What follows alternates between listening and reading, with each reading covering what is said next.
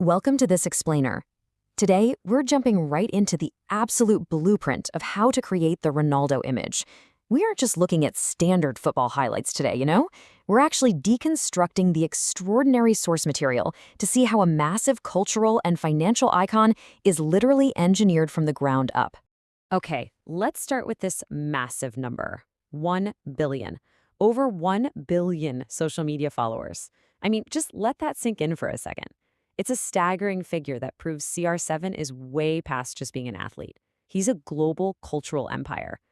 Reaching that milestone means he literally influences more people than most entire nations. But how exactly do you build a personal brand to reach that crazy level of global saturation? Well, to understand exactly how this immense image was created, here is our agenda. 1. Forging a champion's mindset. 2. Building the physical machine. 3. Tactical evolution on pitch. And 4. Constructing the CR7 brand. Section 1. Forging a champion's mindset. Let's peel back the curtain here. Because before the physical transformation, the mental software had to be written, right? At just 12 years old, he makes this massive sacrifice. He leaves Madeira for Lisbon, he's severely homesick, and he's constantly getting mocked by the other kids for his thick island accent. But instead of folding and going home, he completely reframes that extreme childhood adversity. He takes all that isolation and ridicule and channels it directly into just a relentless burning fuel for his ambition. And you can really see this in his systematic approach to mastering skills.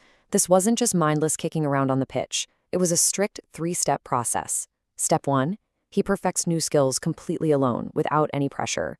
Step 2, he practices them with the team during regular training. And Step 3, he finally applies them in matches under real pressure. Teammates actually documented him repeating this exact process for hours after normal practice had completely ended. It's the exact same way he handled criticism. Back in his early sporting youth days, coaches literally labeled his heading ability as a major weakness. A major weakness. Now, he didn't just accept that. He systematically engineered his leap and his timing until he turned that documented flaw into arguably the most dominant aerial weapon in football history, literally turning a weakness into a weapon. And that precise mindset is exactly what protects him in chaos. Listen to this. When faced with extreme pressure, like the deafening boos away at Reading in 2006 following all that World Cup drama, he doesn't panic. He blocks out the noise using this exact methodical internal monologue. I've done it thousands of times before. It's simple. Just a great strike. Just the sweet sound of the ball impacting the net. He anchors his brain with positive self-talk and controlled breathing, keeping perfect composure when an entire stadium is screaming for him to fail. Section 2. Building the physical machine. So how does that mental discipline translate into a lifestyle? Well, he basically turns his human body into a highly calibrated instrument. He restructures his entire 24-hour day purely around performance, waking up at 6 a.m., eating nutrient-dense meals every 3 to 4 hours. But here's the wild part. He actually abandoned the traditional 8-hour block of sleep. He swaps it for 5 distinct 90-minute sleep cycles just to optimize his physiological recovery. Pair that with immediate post-training cryotherapy and water therapy, and his entire existence is strictly scheduled for peak recovery. The crucial takeaway is that he treats his body like a high-performance engine. He fuels it with very specific, clean elements. Lean proteins like swordfish, cod, and chicken, along with complex carbs like quinoa and brown rice. No processed or frozen foods at all, and absolutely crucially, 0 alcohol. This isn't just some passing fitness fad, by the way. It's a lifelong choice deeply rooted in witnessing his own father's tragic battles with alcoholism. Plus, as we all know, 0 sugary drinks. He is a highly public advocate for just drinking water. But, he isn't a robot, which is probably what makes this crazy longevity actually sustainable. He has this great quote, "Sometimes I eat pizza with my son." It's an awesome reminder that for a highly disciplined cheat meal, he'll actually just have a slice of pizza. It proves he values controlled moderation over those miserable, restrictive extremes that cause most people to just give up on their routines.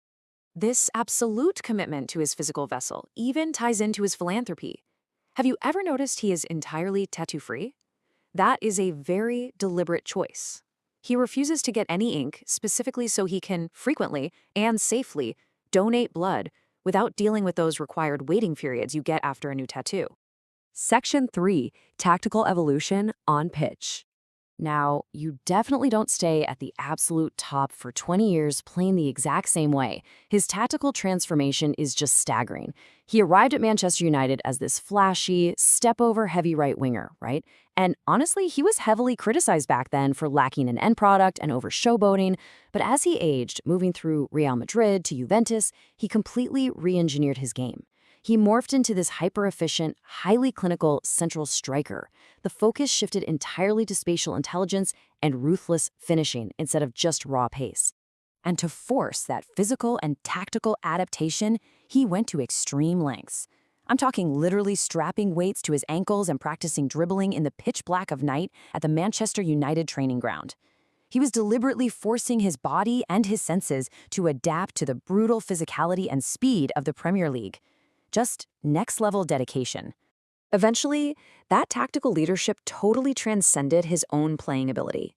The ultimate example of this is the 2016 Euro final.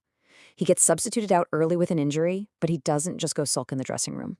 Instead, he spends the rest of the match passionately pacing the touchline in tears, actively coaching Portugal to victory right alongside the manager. Section 4, Constructing the CR7 brand. Okay, finally, let's dive into how all these elements, the unyielding mind, the machine-like body, the tactical brilliance, coalesce to actually construct the CR7 brand. This is where the athlete becomes a literal academic marvel. As highlighted in research from the International Journal for Multidisciplinary Research, Ronaldo is analyzed as a multifaceted global identity. He is no longer just a sports persona. He's a carefully curated empire, spanning fashion, fitness, and immense cultural influence. If we break down Kuffer's brand identity prism applied directly to Ronaldo, it beautifully maps out how his traits become a lifestyle. His physique translates to athletic aesthetics and fitness products. His intense personality gives us the iconic Suyu celebration. His culture of discipline represents that from nothing to something ambition. His relationship positions him as an idol to committed fans. The reflection is all about aspirational youth seeking success, and the self-image projecting health, resilience, and style.